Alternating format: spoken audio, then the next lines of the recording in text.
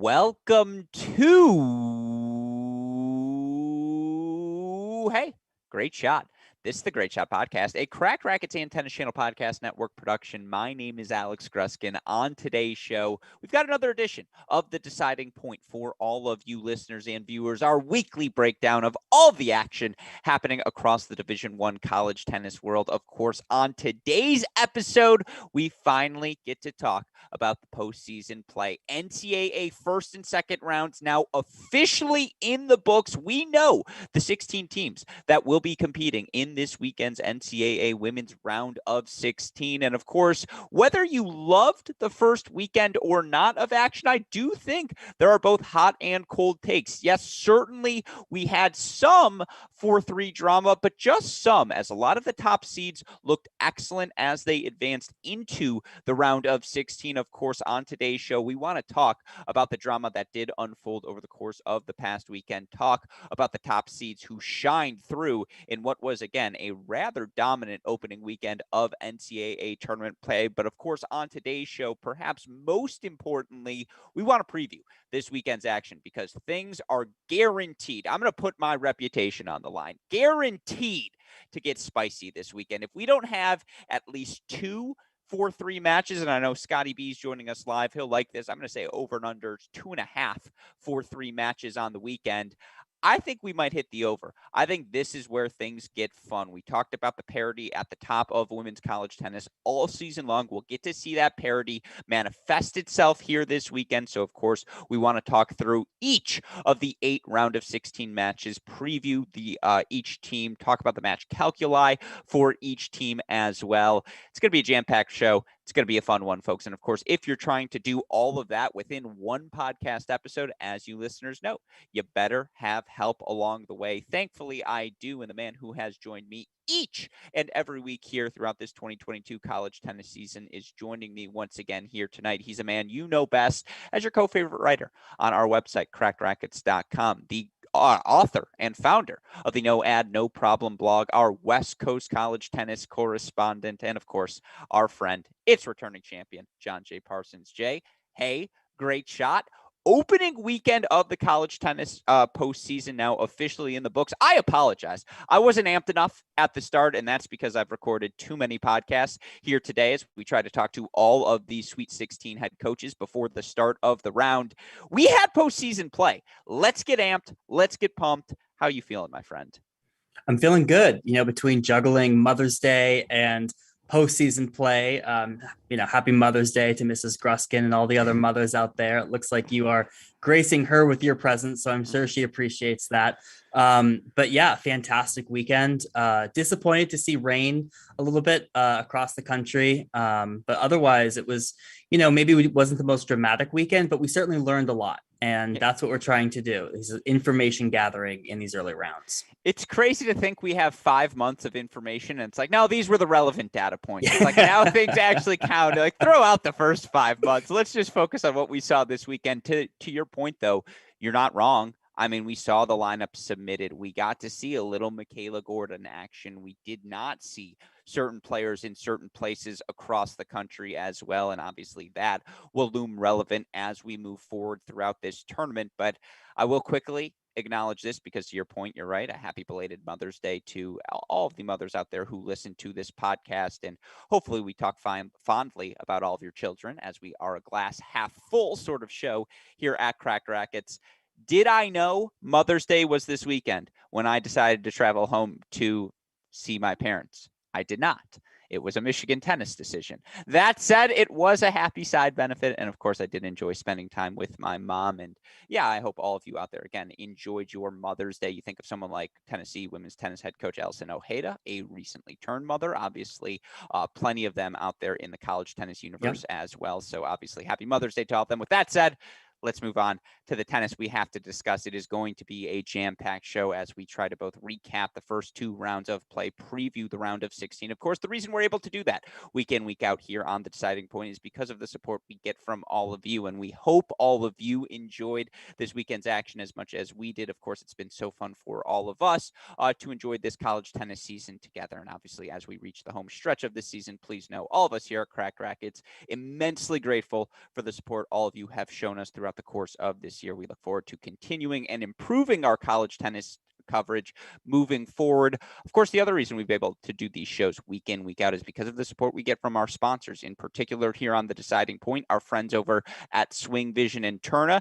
You've heard me say it every week. I mean it sincerely each time I do. SwingVision on the forefront of all artificial intelligence developments happening within the game of tennis, and you want to be efficient in the way you improve. You just don't have as much time perhaps to get on the court as you did when you were 10, 11, 12, 13. You want to make the most of those opportunities. SwingVision will help you do just that. You can download the SwingVision app today on your phone and learn more about them by clicking on the link in the description to this podcast. When you inevitably do make the choice to sign up, and make that choice, folks, you're just delaying something that you're going to do eventually anyways. Use our promo code CRACK20. You get a 14-day pro trial, $20 discount. Again, you can essentially have your own volunteer assistant breaking down all of your film, all of your footage in the palm of your hand via the SwingVision app. Download it today. Of course, a huge shout out to our friends at Turna as well, who have been supplying the best equipment for the longest time to everyone in the tennis industry, whether it be grips, strings, so much more. You can learn all about them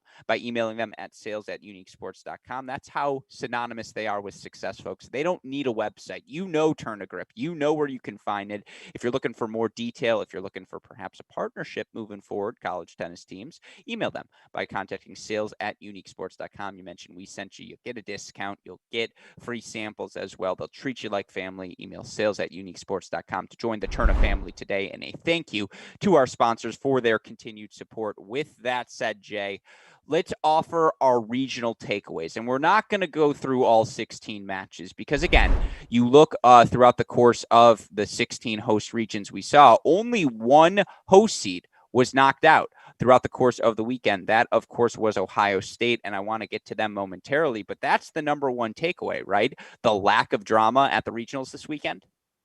Yeah, I mean, Colette tweeted out a really great stat. There were only 3 4-3 matches across the board on the women's side in both the first and second round matches. Overall, things were pretty straightforward outside of the number 10 Ohio State team getting upset at home. I do have to call out, though, the match of the week has to be Auburn, Georgia Tech. That was an incredible 4-3 match. I was glued to my phone. I was out and about trying to keep, let's just say I have a few drafts I had to discard when I was going to brag about getting that correct. But I will say I should not have been mocked for that take. That was a 4-3 amazing college tennis match down to the wire at number 5 singles. Great battle between both of those teams. Definitely, in my opinion, the best 4-3 of the weekend. Did I mock you? I don't think I mocked you. I think I respectfully disagreed. I think you mocked the way Chris and Matt mocked Botzer at 5. I think we're like generous with the term mocking on this podcast. No, I agree to disagree. They legitimately mocked me, and you were privy to some of the text messages they sent. That they took to Twitter to say no chance this happens. I didn't take to Twitter to say you were crazy. Like, I agree Georgia Tech was hot. You know what? You're right. True. We use loose definitions. I'm fine. You're right. I did mock you. Yeah. Fine. That's fine. But yeah, I mean, not a lot of drama, but again, we learned a lot. And so it was exciting to see some of those matches be close, but otherwise, even the dominant performances definitely took note.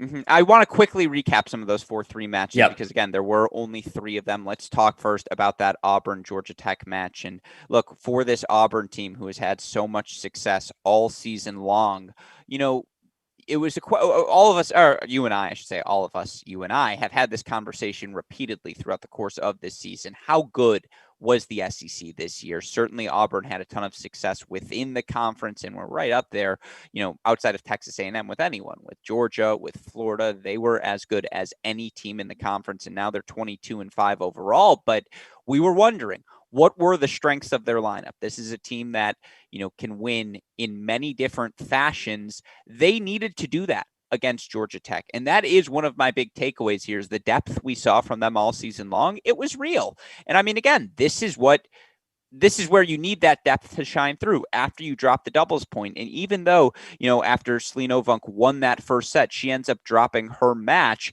Everywhere else, Arsenault, who's been as successful as any player in their lineup, another straight set win at 2 for, again, Carolyn Ansari at the number 3 spot for her to earn a straight set victory as well. they put the first two singles points on, or excuse me, they put two of the first three singles, but actually that Ansari match took a little bit longer. Excuse me, I'm looking at the order it finished, but they asserted themselves at the start of that singles match. They took 4 first sets. And then eventually, Yu Chen, who's been so good for them this year, she ultimately delivers the goods. They were competitive everywhere. And then again, I do think when you get to this point of the season, it does come down to those intangibles. This team believes that each 6 points can go out and earn a victory. And that's the performance we got from them. Yeah, it is, right? Certainly at that top of the lineup, you feel like, Ansari at 3 has been so solid. Arsenal, those two are kind of like your solid points. And then Ovonk, you're not sure what you're going to get, but you think you can compete up there. And then that depth has been solid all season. To me, it felt like this is an Auburn team that's been firing pretty much on all cylinders since the start of the season. And this Georgia Tech team really took a while to ramp up. At the end of the day, just not enough to clip this Auburn team, but super competitive at pretty much every single position. Georgia Tech did what they needed to do. They took doubles. They took number 1. They just couldn't find 2 elsewhere.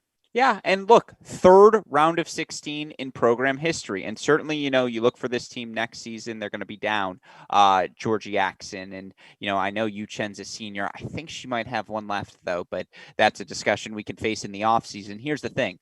This group is pretty much coming back in its entirety next season. And yes, they're going to have a really tough match against Texas in the round of 16.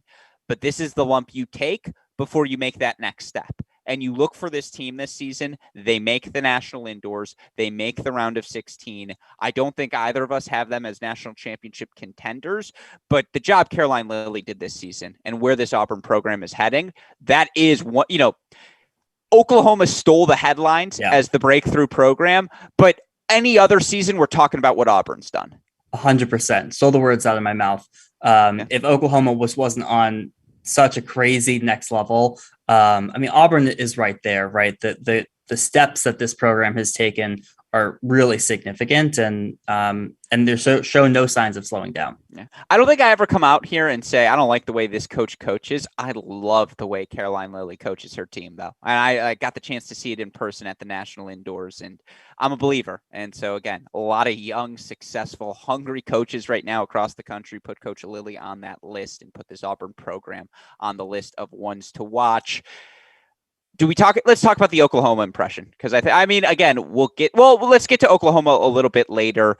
It is worth mentioning Kansas, UCSB, and I know Scotty B pointed that out. Kansas had the 3-0 lead, but loses the rest of the courts. That match was as good as any match you saw this weekend. Yep. Any thoughts on that one? Yeah, that's what you would expect, sending 2 number 2 seeds there to Stanford. UCSB maybe a little bit more comfortable on the West Coast on those courts in particular. But I was really impressed with this UCSB team all weekend. We can chat a little bit about them when we chat about Stanford, but overall, I thought that was an excellent match.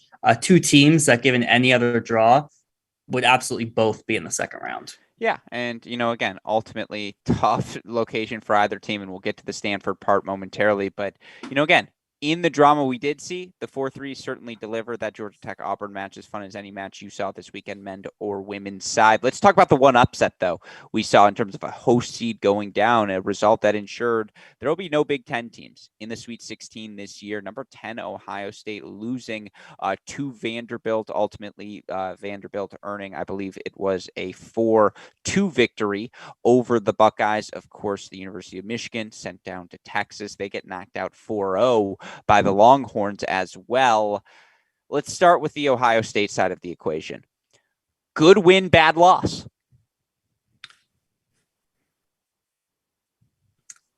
Probably a bad loss, right? Okay. This is an Ohio State team that I think had much higher expectations than falling in the round of 32 this year. It is certainly a great win for Vanderbilt. It really felt like 2 teams on somewhat different trajectories towards the end of this season kind of play out. Like that supply and demand curve just clipped each other here at the end. And Vanderbilt has struggled this season. We've talked about it throughout. They had a rough start.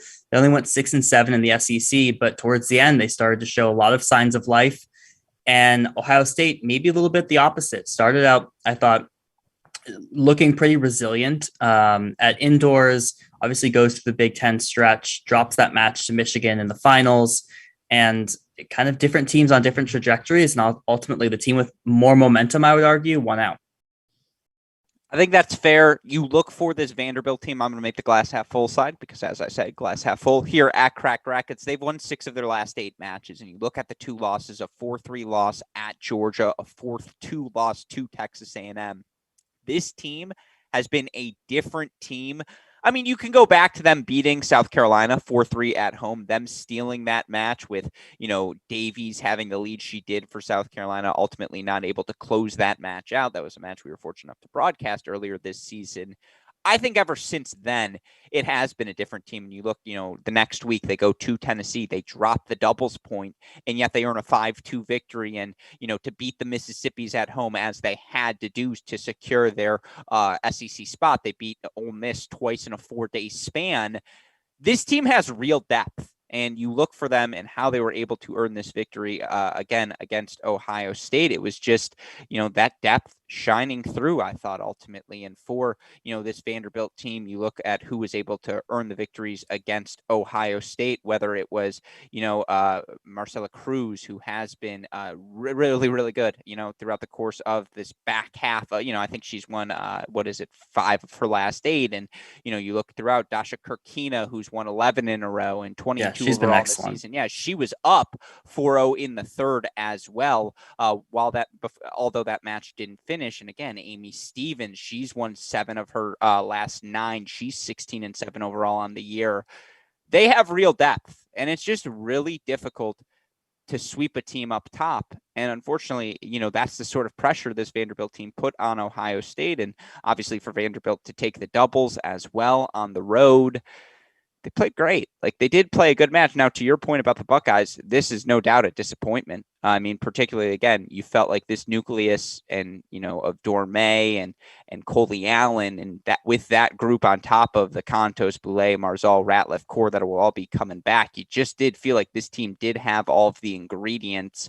But to your point, again, this match was outdoors. Like, how frequently has this team played outdoors? That is something you always have to bring up at this point of the season. And it did feel like down the home stretch, Vanderbilt was the more comfortable team. Yep. Yeah, I agree. I appreciate your glass half full take. Yeah, of course. I mean, on the flip side, again, if you are Ohio State, great season from your freshman, Sydney Ratliff, who, by the way, 4-2 victory here in this match. She bounced back as you would have liked. And Contos, a 1-2 victory over Ross. She was exceptional this season. Marsal got the second set that she needed, even though she was down 4-0 in the third. Still a lot to feel good about if you're a Buckeye fan coming back next year. But no, I mean, that was notable. I mean, on the Michigan side, Texas just has it right now. And I still think big picture for this Michigan team, all but one's coming back next year. Like, this Michigan team is poised to take a leap. Would have loved to see them not at Texas. But yeah, it told me more about Texas than it did about Michigan. Yeah, I agree. I mean, for all the shenanigans about Michigan going to Texas, like, I don't know if it would have mattered. I mean, Texas looks super dominant. I agree. Texas has clearly carried over the form from the Big 12 match, right, where they lost just a handful of games in 4 matches against Oklahoma State. They do the same thing against Michigan. Your favorite stat, they only lose nine games in 3 singles matches. So overall, just super dominant. What's most impressive is it looks like Shavatapan is really starting to play well, which I think is a great sign for them as they turn into postseason play. Look, we called it. Michigan needed to kind of get some wins there at the bottom of the lineup. They had some really close first sets, couldn't get either of those. And ultimately, the path to victory for Texas is doubles 1, 3, and 4. And they're certainly going to be competitive at 2, 5, and 6. So it's going to be a very tough team to knock off, and Michigan couldn't do it. Yeah, I mean, first of all, they lost more than 9 games, but in their 9 games, in 9 games in the victories, that's all that matters. That's all we count. Fair. Yeah, I mean, this tells me more about Texas, and this gets us to who are our most impressive teams on the weekend. Texas has to be on the list because Michigan had won the Big Ten championship. And again, to go play in 95-degree heat in Austin, that's a match Texas should win, and they did. and they turned on the gas. And for Peyton Stearns to beat Kari Miller 1-2, I mean, again, one's playing checkers, the other's playing chess. Stearns is just on a different level than everyone else. Like, again, her weapons are that big right now. If you can't hurt her, she's going to take it to you. That's what she did. But you're right. Shavatapan being as comfortable as she is now at 4, I mean, we saw what that did for this team last season. She's a year wiser. She has a year more postseason experience. And now you look for Shavatapan. She's won 7 of her last 10 and, 15-8 overall on the year. Yeah. Considering Stearns has won 13 in a row, Zainalova 19-1 on the season. Like, you're right. This team has a clear pathway to 4. Yeah, they do. And I know we talk about Stearns a lot, but that victory over Kari Miller is just super impressive, right? That's a victory. That's a match that might go 3 sets with Peyton last season, right? Where she drops a set, it gets close, and ultimately she might win. But just to deliver these sorts of performances week in, week out against players like Sleeth, like Kari Miller, you're right. Those weapons have always been huge. They haven't always been firing appropriately to hit through someone like Lane Sleeth or Kari Miller. And now they are, and that's a really scary thought. So that's a point on the board. Zainalova, Shavatapan, they're playing great. And then you give them doubles. That's the match calculus right there. Absolutely. And with that in mind, let's talk about the other top 8 seed whose match calculus remains an enigma. And we didn't know what the lineup was going to look like going into the NCAA tournament. And having spoke with Pepperdine women's tennis, head coach Per Nilsson today, I asked him, what is the best victory you earned this season? He said, without question, against USC. Yep. I also asked him, have you played your best match of the year this year? And he says, we unequivocally have not. I think we would both agree with those two statements. And when you look at the way they were able to beat USC 4-1, it was just one of those days for Erin Cayetano. She was striking the forehand so purely. 6-love, 6-3 win over Shiori Fukuda. That tells you everything you need to know about Cayetano. And I'm not taking anything away from Fukuda. That said, you look for Pepperdine on the other 5 courts. Not only were they up sets and breaks on all 5 of the courts. Again, Chen at the number 1 position. 6-3, 4-3 on a very, very good player in Selma Ewing. Lisa Czar down to the number 3 spot. Okay, she delivers a 1-1 victory over Snow Han. Pachkaleva playing arguably her best match of the season, 4-2 over Chung. Brodus continues to rock and roll, 2-0 over Piper. And yet, despite all of that, I'm pretty sure the most encouraging sign, if you're a Pepperdine fan, is that Vicky Flores is up 6-2, 5-2. And it's just like, I think this is the closest we've seen, Jay, to everyone clicking at once. And they took the doubles. Yeah, they took the doubles. I was watching that match move along and just super impressed with how dominant each and every one of those courts were, right? I mean, so Janice Chen now up to the number 1 spot. Selma Ewing has been playing incredible down the home stretch of this season. And I mean, Janice Chen is clearly at her level from NCAA semifinalists last year. That is what this Pepperdine team needed. You mentioned Vicky Flores. I would say Flores and Pachkaleva, these were great signs from both of them, right? If they're both playing like that at 4 and 6, you have Brodus, who's clearly now hitting her stride, someone who's kind of figured out how to manage her weapons. And obviously you have the experience of someone like Fukuda at 2, and Czar dominant 3. I mean, this is sort of the Pepperdine that we expected to see throughout the season. And, if they hit their stride now, I mean, watch out. We saw it last year. Why exactly can't it happen again? And so, to your point, I think Brodus and Chen, Per said, were up 3-0, had a chance to go 4-0, and in that double set, and yet ultimately still earned that 7-6 victory. They're 16-1 overall on the year, and it's been a bunch of different teams, but they're 15-8 at the number 3 double spots. You feel like they can win 4 singles matches against a team if it comes down to that and they play their best. Will we see that best? That's the question. And Pepperdine versus Miami is a fascinating quarterfinal matchup that we will preview momentarily. But again, I still don't think the Waves played their best. This is better, certainly for them. Do you have any final thoughts on the USC season? I mean, talk about a roller coaster. Yeah. I mean, ultimately, slightly underwhelming, right? But I think you feel a little positive at the end. They had some good wins there. I mean, I think it's disappointing to have the result they had at Pac-12s, losing to Arizona State. Obviously not great to have to go to the Pepperdine Regional. That win over UCLA, probably that 4-3 win they had over UCLA, probably was the high note of the season. Or making the indoors. Sure. Yeah, making the indoors. Miami and Baylor back to back. I mean, again, that was on the road. Incredible opening weekend. Yeah. Yeah, you're right. I just think that probably soured a little bit from the heartache they had after. Fair. Yeah, I mean, just a mixed bag. Yeah.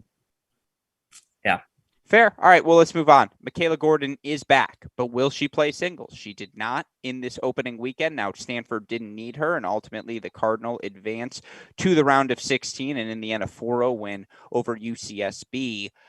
I mean, she did play the number 3 double spot, though, and you were on site, Jay. I was. Let us know what you saw.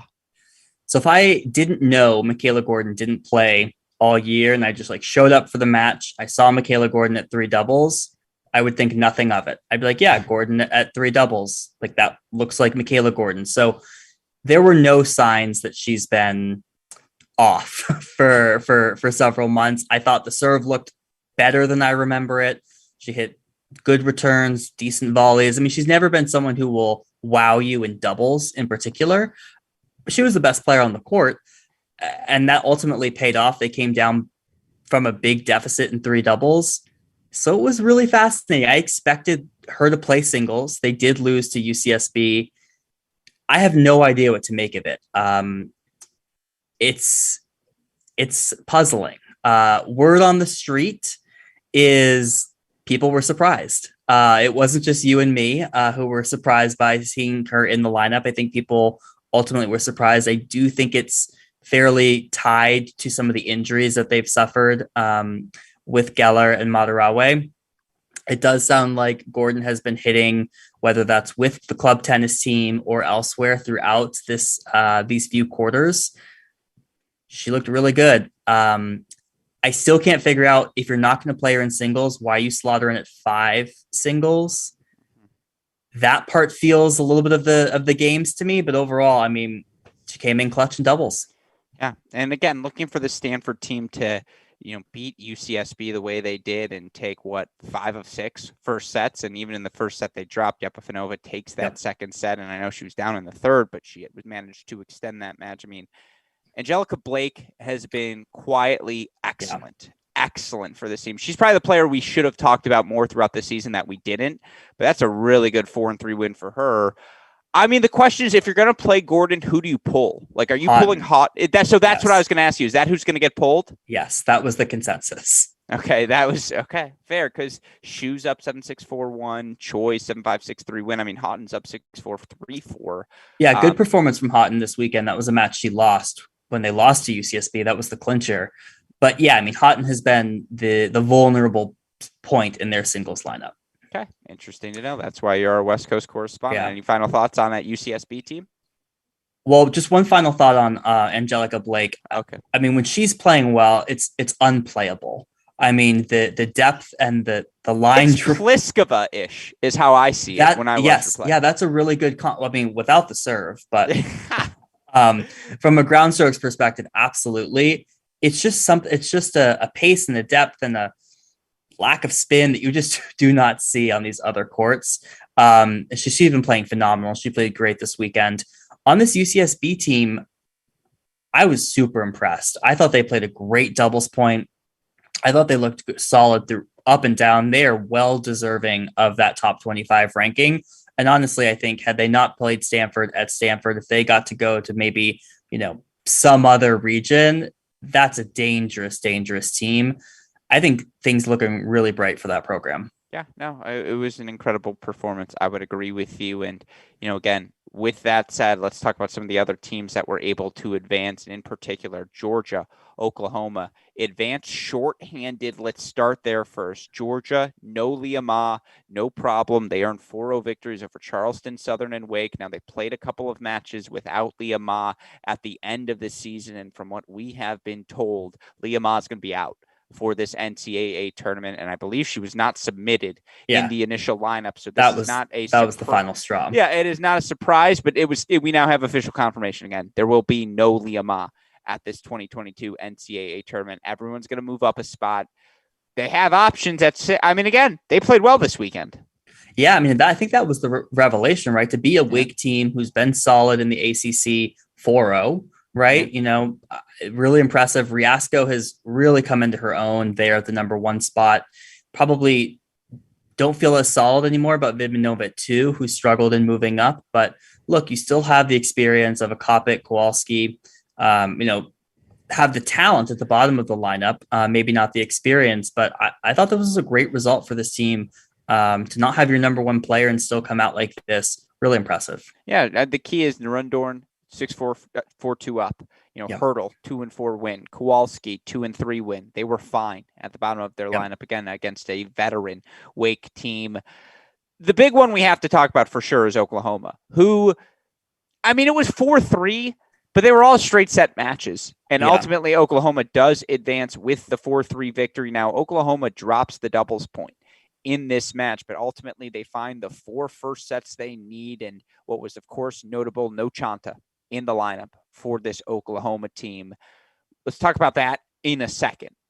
We look for what Oklahoma is able to do. Straight set wins from Sleeth, Corley, and Staker. Dana Guzman had to jump into the number 4 spot. She took a 6-3, 6-3 loss. I mean, Pisareva, a 4-6 loss to Spaka. That's just a good match. And again, second set tiebreaker can go either way. Both players have their chances. Your thoughts on this Oklahoma performance?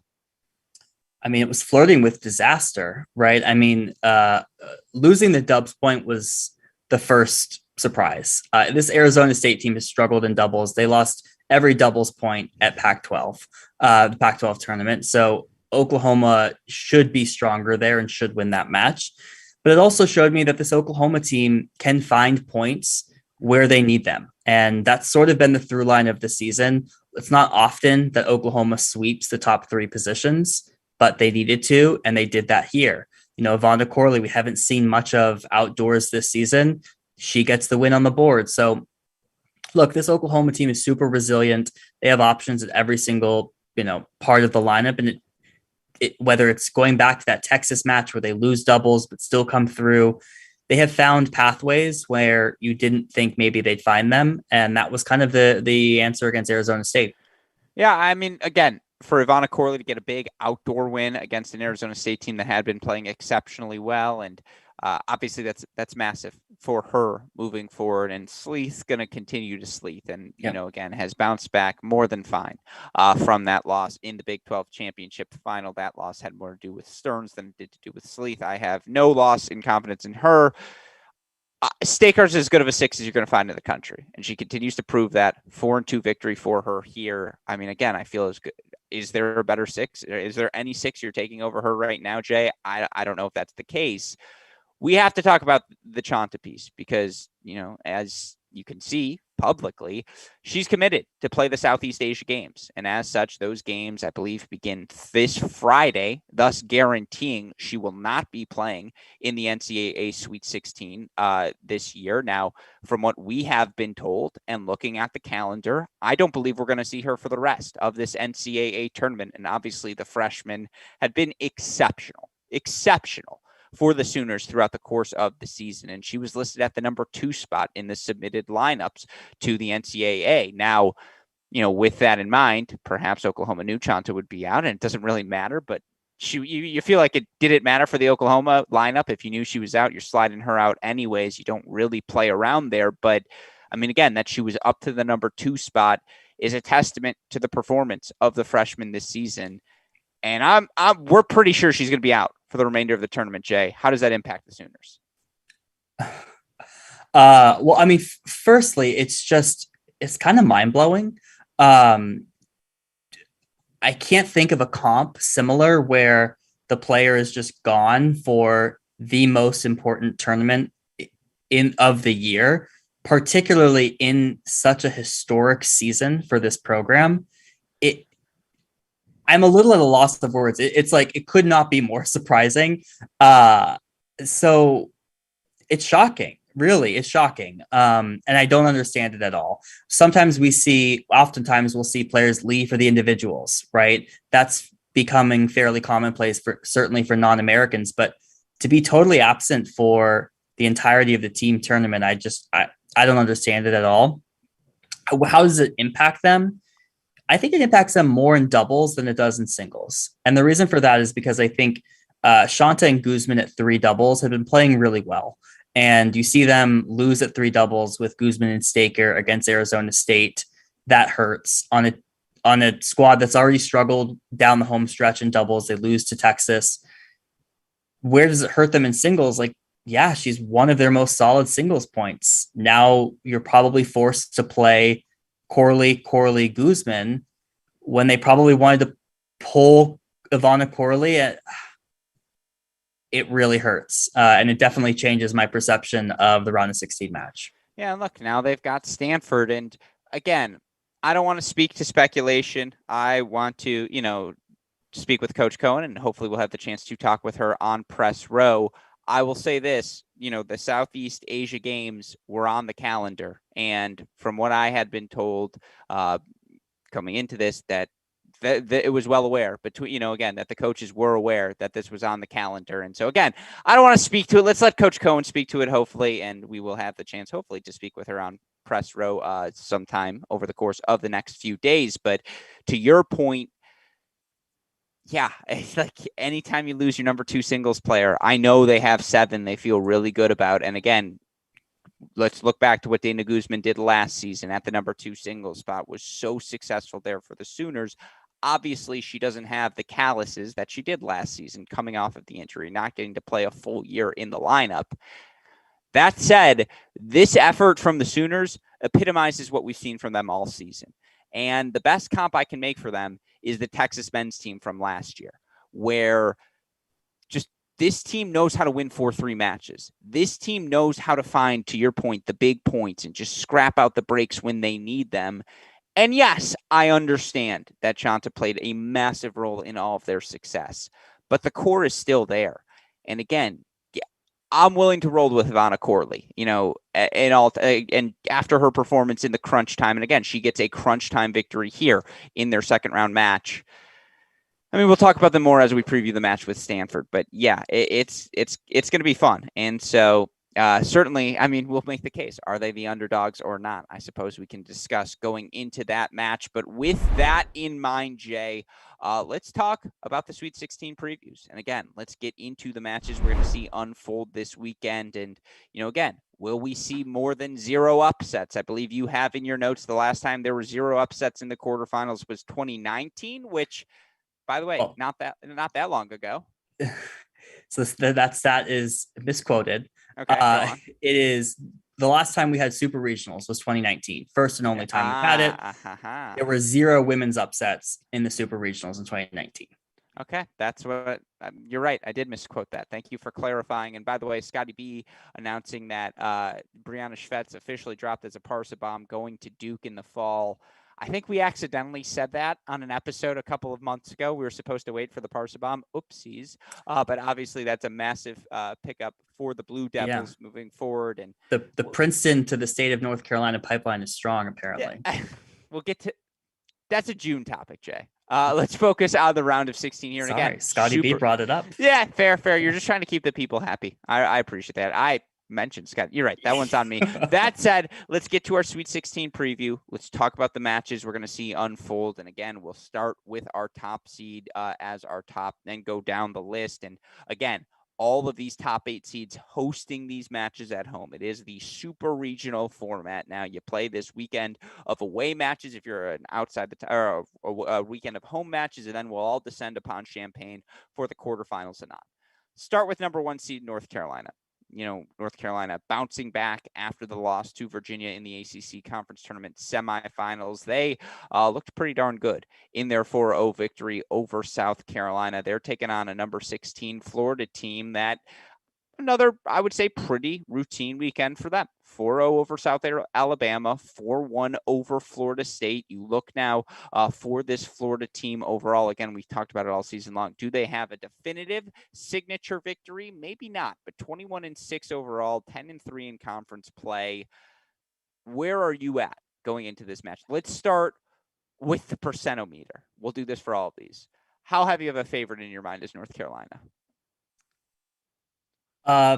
Not as heavy of a favorite as some other teams in the Okay. Super Regional. I will say that. I would say 80%. I think there is a pathway for Florida to win this match, but I would say 80%. Yeah, I think that's a good number. I think when you look for this Florida team, they've had a lot of questions of what they're going to do in those 4 through 6 single spots. And ultimately, here against Florida State, they go with Dahlstrom at 4, Shelton at 5, and Berlin at 6. Dahlstrom earns the victory. Shelton goes down. Berlin was down a set and 4 all when the match finished. Here's the thing. Their top 3, Kessler, Zane, Dudney, extraordinarily strong. Yep. That's what makes this matchup so interesting is, I'm sure in your head, you're saying, in our heads, I'm sure in your head, if you're Florida, you're saying Kessler's got to beat Mora. Yep. And on the right day, Marley Zane can beat anyone. And then we just, we got to take doubles. We got to find one more. See, here's my thing is Cam Moore is playing really quietly. She is playing really well this year. Yeah. I mean, she also has Sarah Hamner's number, right? She beat her in the fall and she was up, a 7-5 and 4-2 in that match. So she played well this weekend. It is a tough ask for anyone to beat her. But certainly if you're Florida, you feel like Kessler has to do it. And you either need Zane or Dudney to win. And then I think you have to win at 6. The problem, and I understand, Yarlagadda, I think, is 10-6 overall now on the year for North Carolina. That said, you look for her national indoor matches, NCAA matches. She's delivered the goods when her team has needed her. Yeah, the problem is, Crawley has lost 1 match at the number 4 single spots. Tangillig has lost 2 matches at the number 5 single spots. The strongest strengths for North Carolina happen to coincide with Florida. I don't want to say weaknesses, but not strengths. Glass half full, Jay, as you know. And that's a problem. Like that is an issue. Similarly, North Carolina is slow. Again, Crawley and Scotty, number 2 in the country. I really like the team of Stanford and Tangillig at 2, excuse me. And I just don't know how Florida wins this match without the doubles point. Well, yeah, and that's pretty much what we've said for North Carolina all season long, right? The thing that has helped some of these teams is that they have been losing the doubles point. I think Duke is the only team that's they took 4 singles victories and the doubles point. But yeah, I mean, look, you got to win the doubles point. Florida can do it. Florida has a strong doubles, some strong doubles teams. Look, the pathway is narrow. It's 80% tilted towards North Carolina, but I actually don't hate the matchups, right? I actually think it's okay to have your not strengths match up with UNC strengths because you're saying, yeah, we're probably not going to win at 4 and 5, but we know where we do need to win. Yeah, it's going to be an interesting match. And, again, this match at home for North Carolina where they have not lost a match in forever, in more than 5 years. The other thing, again, when I look at this North Carolina team, I really do like their match. Again, I think Mora has played very well throughout the course of this season. I think she's 12-6 at the number 1 spot. And, Scotty is healthy, which is the most important thing for this North Carolina team. And you're going to be able to hear my conversation with North Carolina head coach Brian Kalbas either later tonight or tomorrow on the Cracked Interviews podcast, depending on if you're a night owl. Give me the score. Give me your prediction. North Carolina 4-1. That feels good. I think Moore and Kessler don't finish. That this match is being played in Cary is also an interesting note. Why is it being played in Cary? It's because construction is officially underway for a brand new outdoor facility on the University of North Carolina Chapel Hill campus. I mean, again, I could see 1 and 2 not finishing. I just think the depth for North Carolina wins out. I agree with you. 4-1 feels like a good scoreline. Any final thoughts? You ready to move on? Yeah, let's move on. All right. And again, this Florida-North Carolina match, you can see it on the graphic for those of you tuning in live. For those of you listening to the podcast, Friday, May 13th, 4 p.m. Eastern time.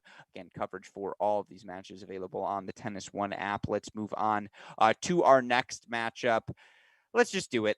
Number 2 seed, Stanford, taking on number 15 seed, number 2 seed, Oklahoma, taking on number 15 seed, Stanford. I apologize. Again, a lot of matches filtering through my brain. I want to go here next because, man, is this match fascinating.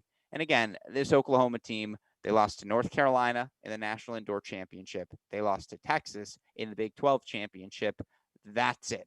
That said, no Chanta for them this weekend. Who's your favorite in this match, Jay? Or is this one just straight up 50-50?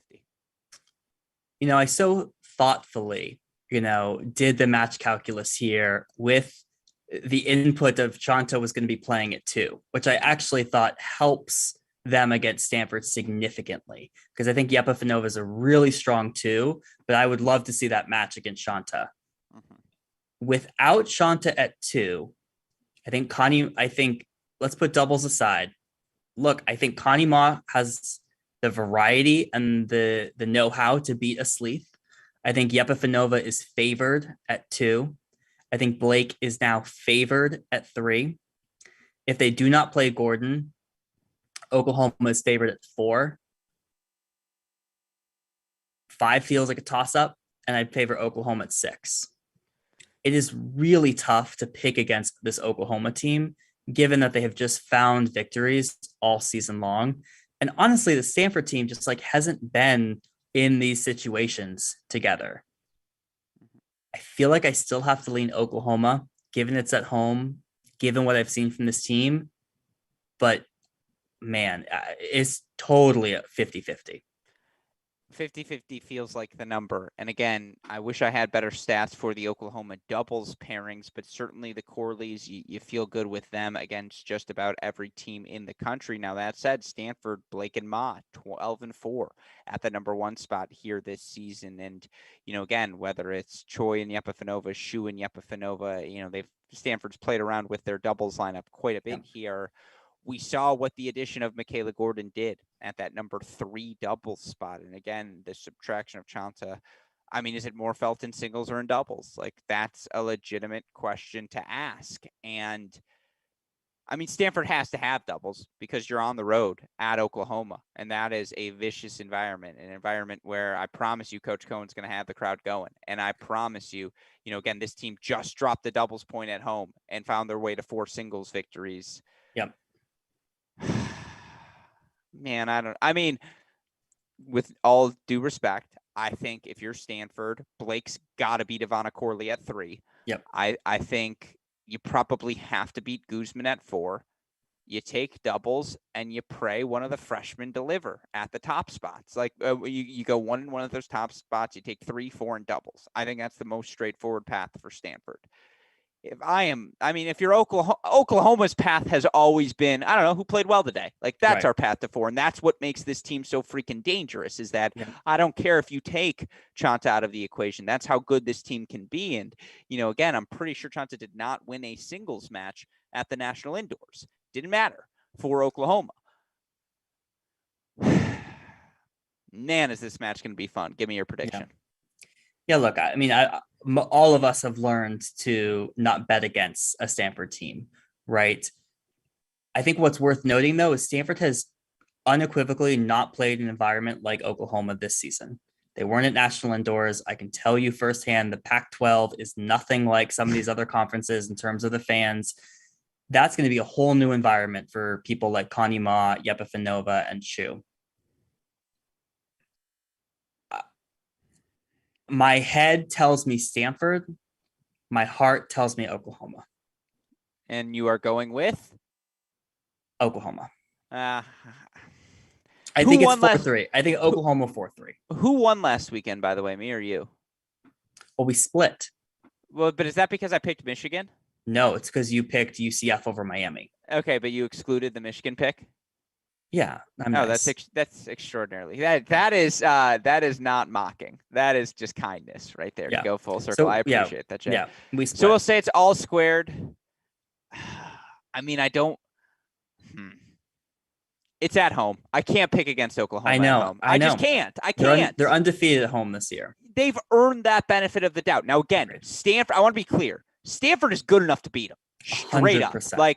If Stanford wins this match, it is not a surprise at all. And I'm looking forward to talking to Coach Farud about the bomb she dropped on us with Michaela Gordon, what the strategies are later this week. I can't do it. I can't pick against Oklahoma at home, no matter how hard I try. If this was a Sweet 16 match at a neutral site, maybe. It's not. Give me Oklahoma. They only do 4-3. Let's go 4-3. All right. With that in mind, let's move on to our next matchup. Again, number 3 seed, also advancing here into the NCAA round of 16. Duke looking awfully comfortable as they did. They're taking on a shorthanded Georgia team. I mean, this Duke team is just clicking on all cylinders, Jay. And, was it the most impressive 4-1 victory over Old Dominion?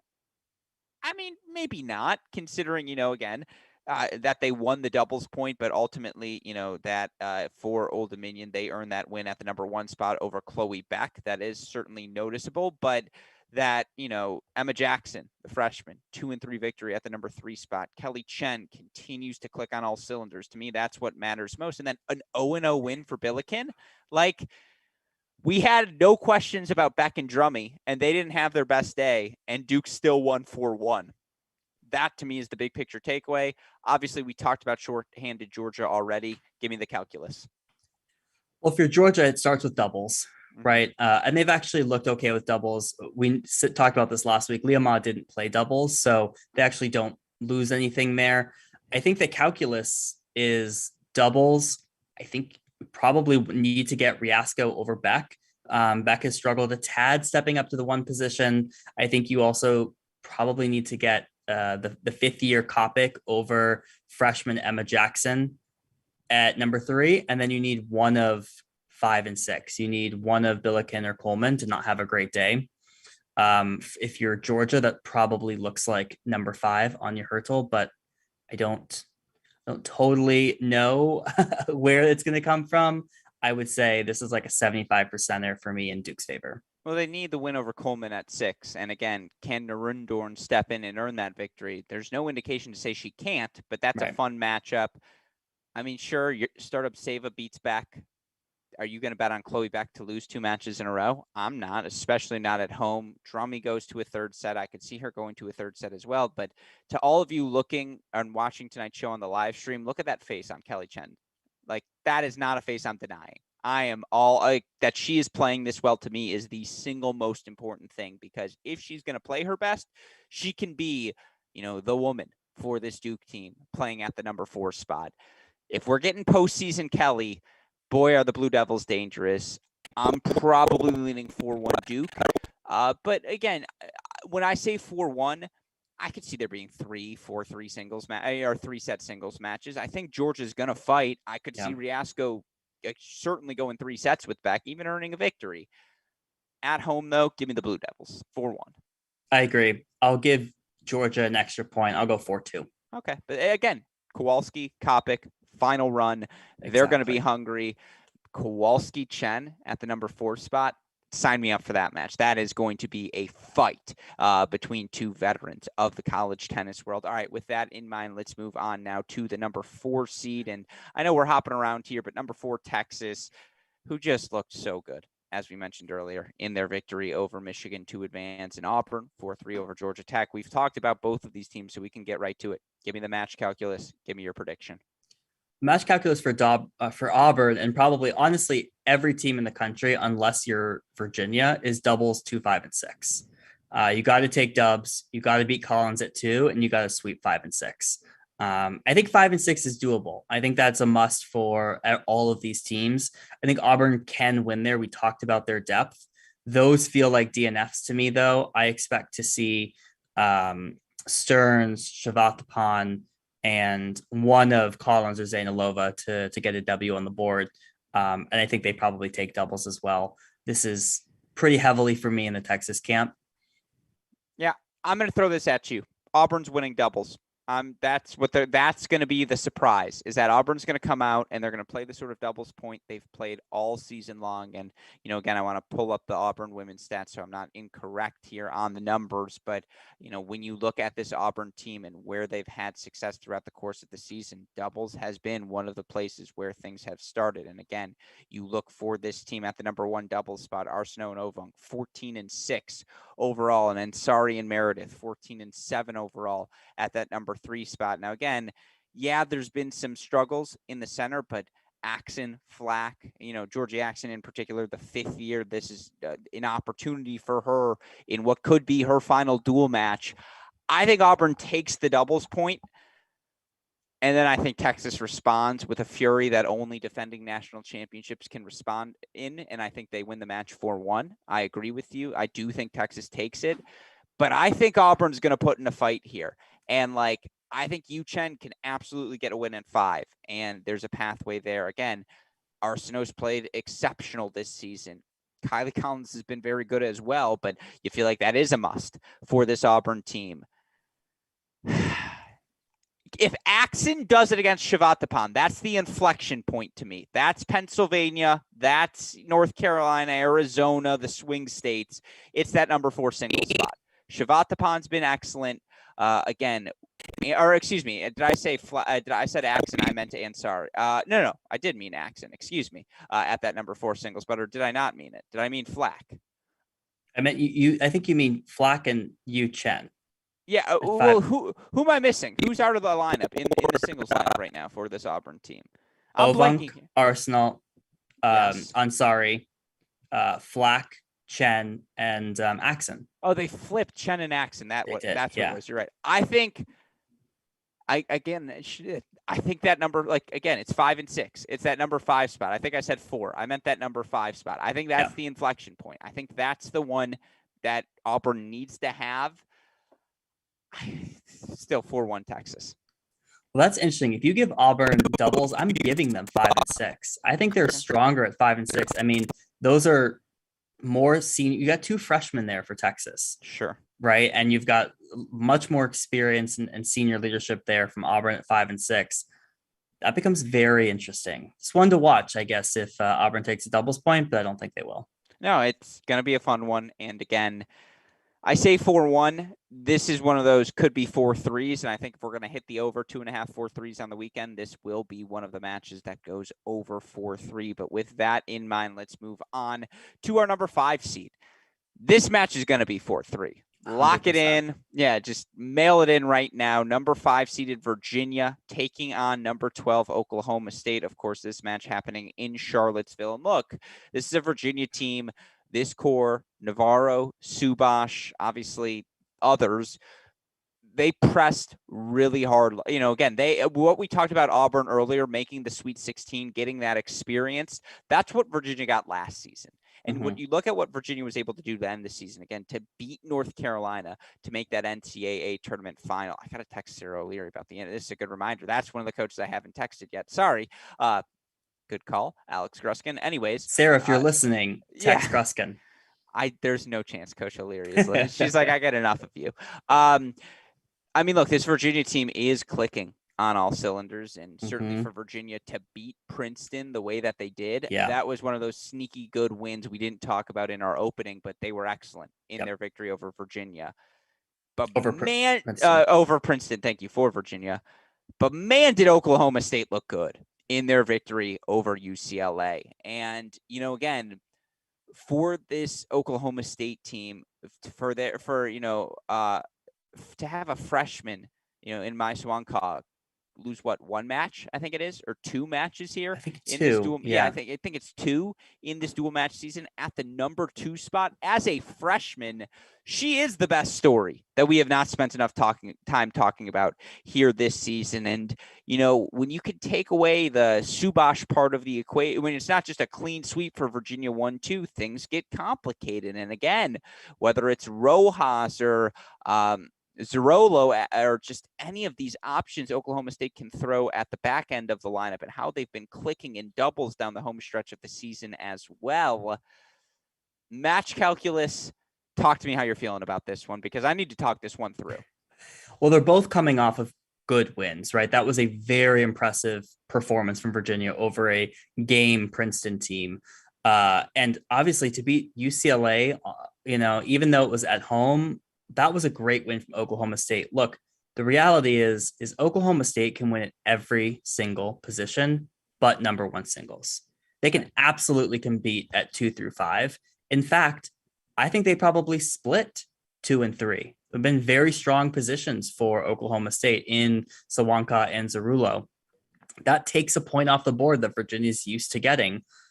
And their depth is just as good, if not better, than Virginia's. Now, I think Shake and Ziodato have played really well down the home stretch, and they both looked great against Princeton.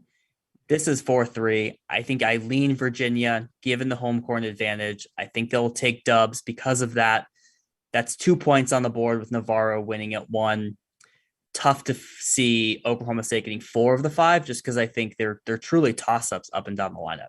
Yeah, I mean, again, Emma Navarro, 21-1 at the number 1 singles spot, with all due respect to Lisa Marie Rio, who has been excellent this season, 10-6. And as you'll hear, never mind. I'm not allowed to say that. Never mind. Leave it in, but I'm not going to follow up. Lisa Marie Rio, 10-6 at the number 1 spot. Again, Swanka has been a point on the board for this Oklahoma State team, as you mentioned, 18-2 overall at the number 2 spot. But look, Natasha Subash, 14-4 overall at the 2 spot, 7-2 in her last 10. She delivered the victory, again, and just has played so against North Carolina, has played so well down this home stretch. Man, it's tough. I mean, again, you look everywhere. Zarolo's 12-3 at the number 3 spot. At the same time, number 3 has been a source of struggle for Virginia. Really, 3 and 4 in general. They're 13-10 there and 12-11 at that number 4 spot. Yeah. I think the inflection point is number 4 singles. I think whoever wins number 4 singles ultimately wins the match. I see a lot of splits everywhere, and man, I mean, again, the doubles records: Oklahoma State 41-20, Virginia 55-22. You want to just disagree, just for the sake of disagreeing? You said Virginia 4-3. Yeah. I'll take Oklahoma State 4-3. I'm fine with that. But again, 4-3 is what I'm picking more than anything else. And I know you feel the same way as well. Let's move on to the number 6 seed, North Carolina State, who we did not talk about, but they dropped the doubles point, yet take 4 singles victories against Tennessee, who you felt if they could take the doubles point, man, could they have NC State on the ropes, yet the Wolfpack respond in kind. And again, that 4-1 victory, now they're going to take on a Cal team that it's been a fun season for Cal. Again, ups, downs. They lose matches unless it's against Pepperdine, who they just seem to bring out their best. And, Cal will. It just depends which Cal team shows up, I guess, on any given day. And with that in mind, again, that this match is in Raleigh for a Cal team that is pretty young overall. Again, not only for the freshmen like Wiersholm, but Giavara hasn't been in this stage, or you feel like hasn't played a match like this before in her career. Which way are you leaning? What's the match calculus look like? Well, Giavara played Davatilla in the round of 16 last year in Orlando. Last year, you're right. That was kind of, I think, a big debut. Look, this Cal team certainly has the talent to beat NC State. This is the one calculus where if they're going to do it, they're not going to take doubles. You can pretty much write that one off. So they need to find 4 singles matches. Look, I think Giavara needs to play lights out. She had a great win over Texas Tech, dominant performance there. You just don't know what Cal is going to show up. And I think even if the Cal that beats Pepperdine shows up, I was really impressed with NC State's performance. I think I was a little down on them after the ACC tournament. They look strong against Tennessee. I think they take doubles. And I think ultimately around that 5 and 6 spot, whether you have Rajecki and Abrams come through, I think Cal's strength is really with Rosenquist and Wiersholm at 3 and 4. But give me one of Daniel and Renchali to win. And I think that's the recipe for NC State. For me, it feels like I'll go 60% NC State just because there's such an unknown variable with Cal. Yeah, I mean, for this Cal team, they do have the sort of depth in singles to give this this NC State team, a fight. And, again, for Wiersholm, who's 15-3 overall on the dual match season. And, again, in the center of the lineup between her and Rosenquist, you certainly feel like on the right day, Cal can sweep those 2 spots. And you look for this NC State team who, again, has had certainly not the best ending to the season, but they're still 25-5 overall. And I've mentioned it before, but 3 of their 5 losses were 4-3. The match against North Carolina was probably going to be 4-3 as well. this is a team that's also strength of lineup, 19-7 in the center, whether it's Negroho, 17-6 at 3, or just, the various pieces they've found to put together. They're 19-7 at that number 4 spot, 21-6 at 5. Again, I feel like in the matchup between Daniel and Giovara, you take the 5th-year senior, right? I mean, 2 players who on their best can beat anyone with the pressure stage. Give me the senior at home. I just, that it's in, again, neutral site match. I absolutely agree with you. This is the one where you feel like Cal, who plays to the level of their competition, they rise to the moment. They may sneak this one off. That it's in Raleigh and that this group has as much experience together. A bunch of these players played in the NCAA semifinals last season. Give me the experience of the Wolf Pack. But I think this match goes 4-2. Yeah, I have it 4-2. Honestly, I think when I did my original bracket, I think I had Cal upsetting NC State here. It felt like one to circle. I just, I can't trust this Cal team. It's impressive what NC State did against Tennessee. I'm flipping. I'm going NC State 4-2. I like it. And I do think this Cal team, if they play their best, as we saw earlier in the season, they absolutely could beat NC State. But what a confidence boost for NC State to drop the doubles point and earn that victory against Wigan. So again, at home, give me the Wolfpack to advance. All right, 2 more to go here before we wrap today's show. Number 7, Texas A&M taking on Vanderbilt. Obviously, this is a rematch of a match we saw earlier in the season. And of course, Texas A&M, who went undefeated in conference play throughout the course of the year. They earned a 4-1 victory at Vanderbilt during the regular season. I mean, for A&M this past weekend, 4-0 victory over Drake was a slightly trickier than expected 4-2 victory over Northwestern. Ultimately, the Wildcats taking the doubles point, which you have to do when you go on the road, but credit to this team, which ended up responding. And, again, what was so fascinating for this Texas A&M team in singles, no Brandstein, no Stoyana, no, who am I missing as well? They're missing Pilot, I believe, last weekend in the lineup. Am I wrong, or am I just looking at the wrong scoreboard? I don't know what scoreboard you're looking at. I'm looking at the scoreboard of the Northwestern. No, I'm looking at the scoreboard. It's wrong. I'm looking at the wrong names. You're absolutely right. I was like, wait, as I was reading it, I was like, wait, I was like, this is not right as I was reading Not it. right. Yeah. But I'm looking, go to the Texas. I see what happened. Yeah, I mean, again, this is last year's match. That's hilarious. All right, leave it all in. This is where the beauty of editing. This is where I clicked on the wrong schedule. You know what's hilarious is this is the 2021 schedule, of course. This is where I'm at. All right, let's try that again. Leave it all in, but a 4-1 win over Baylor. Sorry, Scotty B.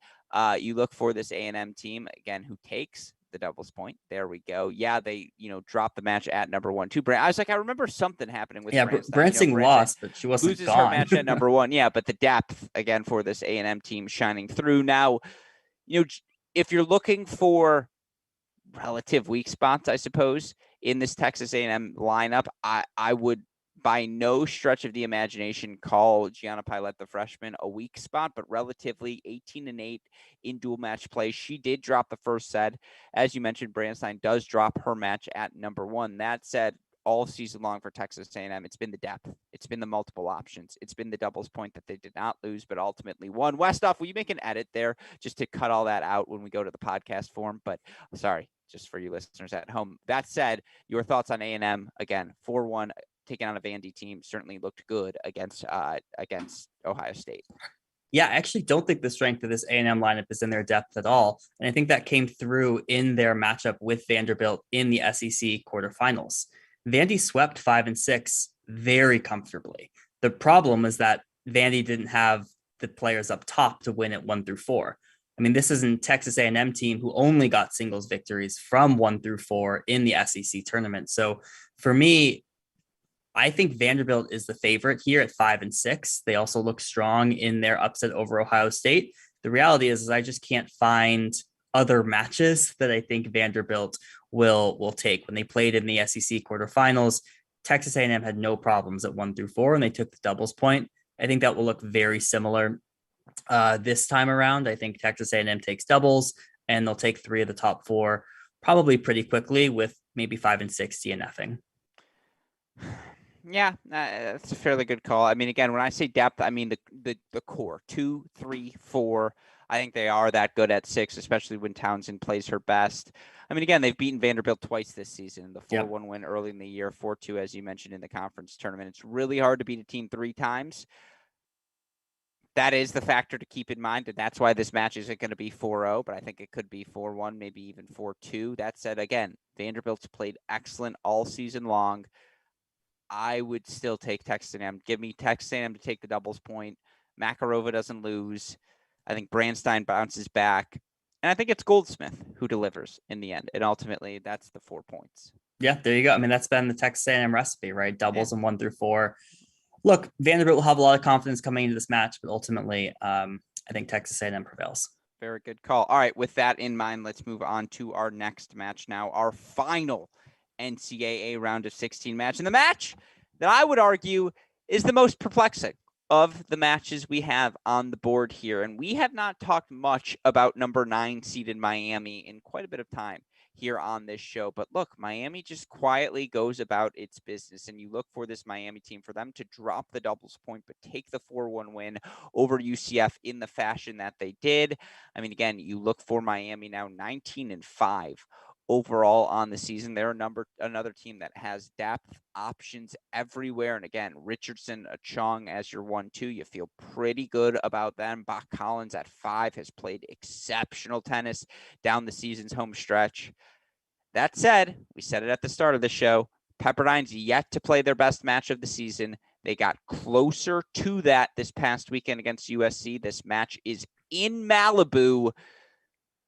There's a little Miami a year away feeling here, where it's like they may lose this one, but then come back next year with this experience and make that quarterfinal run, make that semifinal run, take the next step. There's some urgency for this Pepperdine group now. Again, this is, I mean, it's crazy how young they actually are, but like, this is the chance for Fukuda. This is the chance for Flores. I'm excited for this one. Friday, March 13th, 4 p.m. Eastern time. Who you got? Well, I have Pepperdine winning this match, but I think it's going to be a great test for them. I think this Miami team can absolutely compete up and down the lineup. I think particularly 2, 3, and 5, I would circle Chong, Fanning, Bosch Collins. Look, those are going to be great matchups for Pepperdine. I think ultimately Pepperdine stronger at 1, probably stronger at 4 and 6. Especially if Pashkaleva keeps playing like she seems to be playing. I think Pepperdine is going to be riding a lot of confidence from that win over USC. But look, this Miami team plays close matches. I expect this to be a close match. I think the experience of this core Pepperdine squad probably pays off. Not many of these Miami folks have been deep in the tournament, so I got to lean Pepperdine, but I'll say 4-2. Yeah, it's going to be a fun one. Again, all of these matches, and that Chen was so close to winning at the number 1 spot shows that she is well worthy of being in that number 1 spot for the Waves. Yeah, she's excellent. I mean, again, this is just going to be good tennis, and that I agree with you. I think it's Vicky Flores' time at that number 6 spot. It's time for her to show that she can be that rock at the bottom of the lineup, where as she should be at number 6.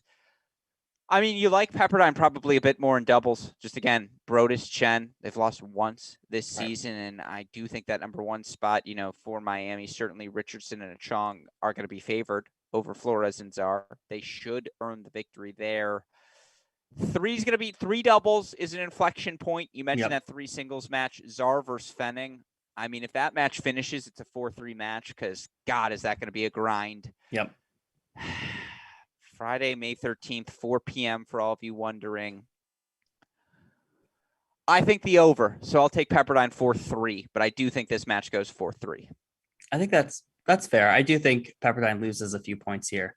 Yeah. These match times kill me say it on the the other West way. Coast. I don't think Pepperdine loses a few points. I think Miami wins a few points here. Like, I just think Bach Collins is someone's going to bring it for this Miami team. Glass half full, Jay. So sorry. Yeah, you knew it was coming. Anyways, match times. And can we quickly, just super producer Daniel Westhoff, I want to run through all the graphics 1 through 16 so we can read those match times once more for all of our listeners. Let's go again. Number 1, UNC taking on number 16, Florida. That match Friday, May 13th, 4 p.m. Eastern time. Number 2, Oklahoma taking on number 15, Stanford. That match Friday, May 13th, 7 p.m.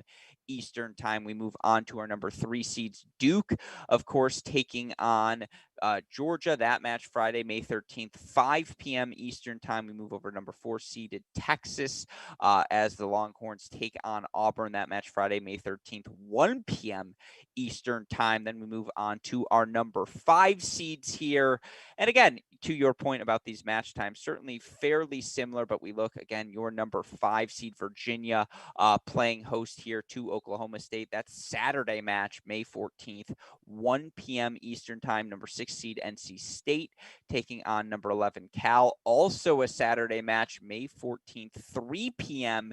Eastern time. Number 7 Texas A&M taking on Vanderbilt. That match Saturday, May 14th, 3 p.m. Eastern time. And then last but certainly not least, as we mentioned, Pepperdine, number 8, taking on Miami Friday, May 13th, 4 p.m. Eastern time. All of those matches available on the Tennis One app. With that said, Jay, talk to me about the match times. You don't love them? No, I don't know why we need to play them in the mid-afternoon on a Friday. I love the Friday night matches. You see a lot more of those on the men's side. Particularly for me on the West Coast, 4 p.m. Eastern is a rough one. But there's a lot of overlap. Again, I just don't know why we need to play any.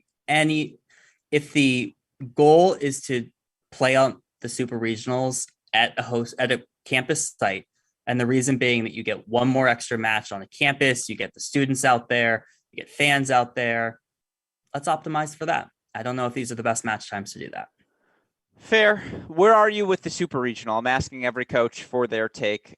You don't love it, do you? Well, I hate it. But again, I recognize my extreme bias in that take of being someone who goes to the NCAA tournament and has very fond memories of, the round of 16 days being some of the most like quintessential NCAA tennis days. So I understand it from the logistics standpoint. We talked about this with Chris, like this weekend feels odd. Like, I don't know. It's just weird to have one match. So I'm not a fan of it. Neither are my Twitter followers. So if you want to go and vote in my poll, last time I checked, it was 60-40 in terms of favoring the final site. I also think so much of this is dependent on home site. We just went through our predictions, and so often we lean towards the host site. Mm-hmm. I'd prefer to play these on neutral sites. I have no argument for you. I mean, I do. It's that the 9 a.m. and the 9 p.m. matches, there are 24 people in the crowd, the 12 parents of each team's respective lineups, plus me and you. And like that's it. And so I get why the opportunity to, again, play these matches at home. Some of these schools are out, but still, for the best schools, the top 8 schools, you still have your community who's going to show up and come support you through thick and thin. It's year 2. Like, I just don't have a big enough sample size. I can't speak definitively one way or the other yet. Yeah. I think my counter to the timing is absolutely true, right? Like, those round of 16 matches, like oftentimes over the years, I think I'm the only paying fan. Like, it's like everyone else is on the guest pass.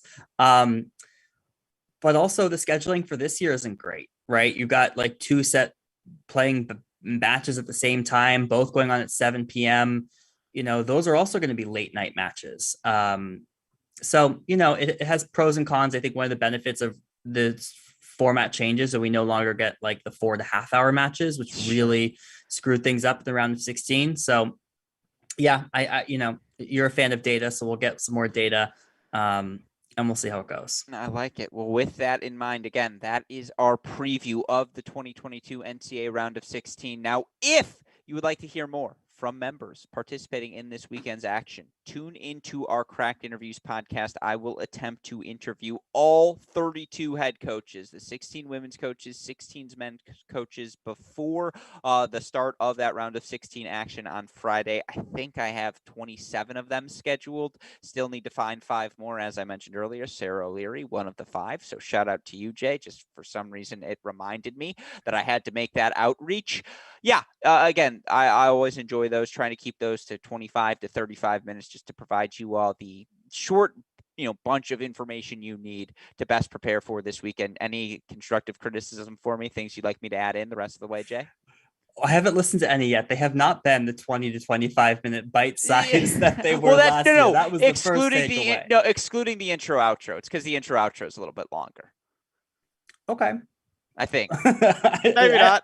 I think you start high and then as you teeter off through the end. So maybe we'll get to the 20 minutes. But no, I'm excited to listen. I'm curious who the white whales are that you still need to track down. But can I tell you who one of them is not? Coach Faroud will be on the podcast. No, she will be on the podcast. You can lock that one in. And by the way, for the 5, it's not that they haven't responded. It's that I haven't reached out yet. And so it's a me thing, not a them thing. But no, again, I always enjoy that series. And yeah, please, if any of you have any questions, comments, criticisms at AL Gruskin, criticisms at J Tweets Tennis, comments at AL Gruskin. Feel free to send them our way at Cracked Racquets, of course, as well. Shout out, as always, to super producer Daniel Westoff on the 1s and 2s. God, am I keeping him busy this weekend. Again, we had a crisis of technology earlier in the day, and I mean, God, you just have a Daniel Westoff in your life, because I was just like, God, you solved it. Well done. And I would have never. So shout out to super producer Daniel Westoff, best in the business. Shout out to our friends at SwingVision and Turna as well. Click on the link to learn more about the SwingVision app. And of course, you can buy Turna just about everywhere you get your tennis products. You can also email them at sales@uniquesports.com. With that said, Jay, any final thoughts before we wrap today's show? No. Someone brought up an analogy to Shanta, KU Singh at Georgia. I saw that in the comments. Circumstances a little different. Yeah. He never returned. That was the end of that. So no, look, I mean, that's a huge storyline. Look, this should be a lot of exciting matches. I'm going to be glued to my phone, glued to Twitter. Looking forward to it.